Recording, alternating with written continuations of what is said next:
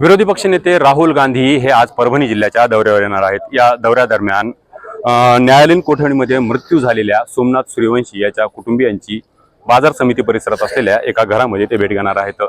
मागील काही दिवसापासून सोमनाथ याचे कुटुंबीय परभणीमध्ये मुक्कामी आहेत। मूळचा लातूरचा असलेला सोमनाथ दंगली दरम्यान पोलिसांनी त्याला अटक केली होती। त्यानंतर पोलीस कोठडीमधून त्याची न्यायालयीन कोठडीमध्ये रवानगी करण्यात आली होती। त्या दरम्यान त्याचा मृत्यू झाला। त्याच्या मृत्यूनंतर संपूर्ण राज्यात मोठा गदारोळ उडाला होता।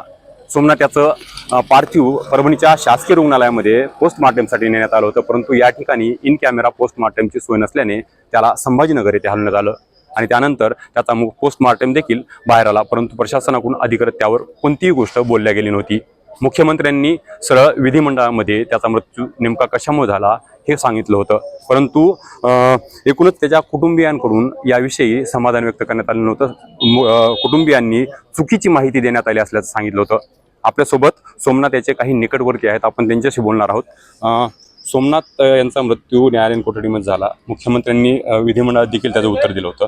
काय तुमचं काय म्हणणं आहे त्यावर? नेमकं आमचं असं म्हणणं आहे की भीमसैनिक शहीद सोमनाथ सूर्यवंशी याचा मृत्यू हा केवळ पोलीस अत्याचारामध्ये, पोलिसांच्या मारहाणीमुळेच त्याचा मृत्यू झालेला आहे आणि तसं PM रिपोर्टमध्ये, प्राथमिक अहवालामध्ये तसं स्पष्टपणे उल्लेख आहे।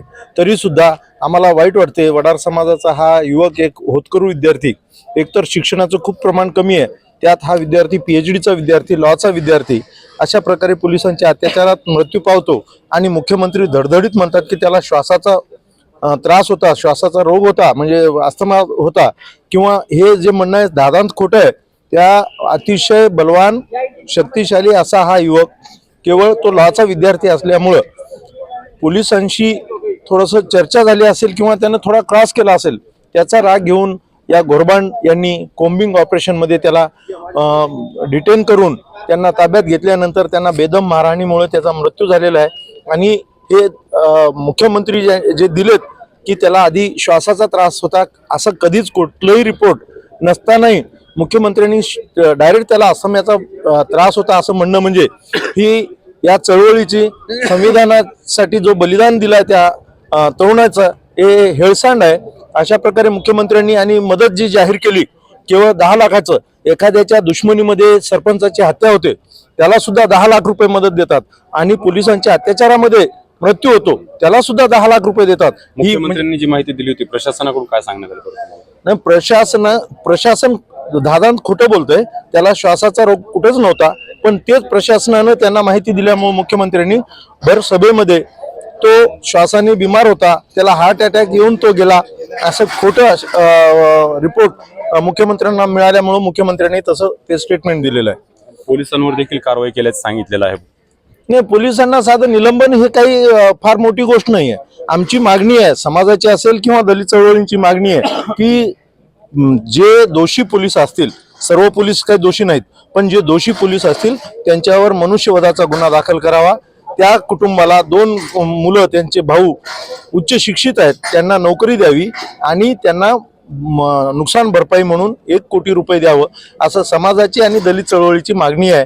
पण मुख्यमंत्र्यांनी त्या मागणींना बगल देऊन खोटं, उलट म्हणतात मेल्यानंतर त्याच्याबद्दल वाईट बोलू नये। त्याची बिमारी नसताना मुख्यमंत्र्यांनी त्याला श्वासरोग होता, तो अस्थम्याचा पेशंट होता, तो अटॅकनं गेला वगैरे म्हणणं, म्हणजे हा त्याच्या मयताचा अपमान आहे। सोमनाथ यांची कुटुंबीय मागील काही दिवसापासून या ठिकाणी मुक्कामी आहेत। काय कशी परिस्थिती आहे? त्याच्या आईची कशी परिस्थिती आहे? भाऊ कसा आहे? त्यांचे भाऊ, सोमनाथ यांचा भाऊ, आई यांना न्याय नाही मिळाला, त्यांना अन्न पाणी त्याग केलेला आहे, ते दिवस रात्र रडत आहेत आणि भीमसैनिकाचा आवाज दाबला गेलेला आहे। मुख्यमंत्री साहेबांना चुकीची माहिती ही प्रशासनानं दिलेली आहे। मुख्यमंत्री साहेबांना परभणीत येऊन प्राथमिक माहिती आहे सगळी काढून त्याची चौकशी करायला पाहिजे, कारण ह्या मुख्यमंत्री साहेबांनी विधानभवनामध्ये सांगितलं की व्हिडिओ ज्याचे होते त्यांनाच उचलून अटक करण्यात आलेली आहे आणि मारहाण कुठेही झालेली नाही। आणि मॅजिस्ट्रेटपाशी सांगितलं गेलं, 2दा विचारलं गेलं की मारहाण, 3rd डिग्री मारहाण झाली का नाही, म्हणजे ट्रीटमेंट दिलं का नाही, हे झालेलं आहे। पोलीस प्रशासनाच्या दबावाखाली त्यांनी नाही म्हणलेले आहेत, याची डबल चौकशी करायला पाहिजे, आमची अशी मागणी आहे। आणि दुसरी गोष्ट, जे आंदोलक होते काही पकडलेले, त्यांना पैसे दिले, त्यांना सोडलं, त्यांची बी चौकशी झाली पाहिजे। नवामंडा पोलीस स्टेशनमध्ये जे पकडले होते दुपारी संध्याकाळी सोडले ते कोणत्या अनुषंगाने सोडले याची चौकशी झाली पाहिजे. त्याला बेमाणूस अमाणूस मारहाण केलेली आहे. त्यांचे सर्टिफिकेट आहे, ज्यांची व्हिडिओ नाही त्यांना मी मारहाण केलेली आहे. FIR मध्ये नाव आहेत. पोलीस भरती करणारा विद्यार्थी आदित्यनंद भीमनगरचा, त्याला मारहाण केलेली आहे. घरातून उचलून पोलिसांचं मारलेले असं म्हणणं आहे की जे कॅमेरामध्ये आले त्यांना आम्ही ताब्यात घेतलेलं आहे. कॅमेऱ्यामध्ये हे महाराष्ट्रासमोर त्यांनी दाखवायला पाहिजे की हा कॅमेरा कुठेतरी दगड उचलत होता, सोमनाथ सूर्यवंशीने हा दगड घेऊन कुठेतरी मारला, काहीतरी जाळलं, हे असं महाराष्ट्रासमोर मीडिया समोर दाखवायला पाहिजे त्यांनी. सोमनाथच्या कुटुंबियांची सर्वच पक्षीय राजकीय पक्षाचे नेते भेट घेत आहेत, वेगवेगळी आश्वासनं देत आहेत.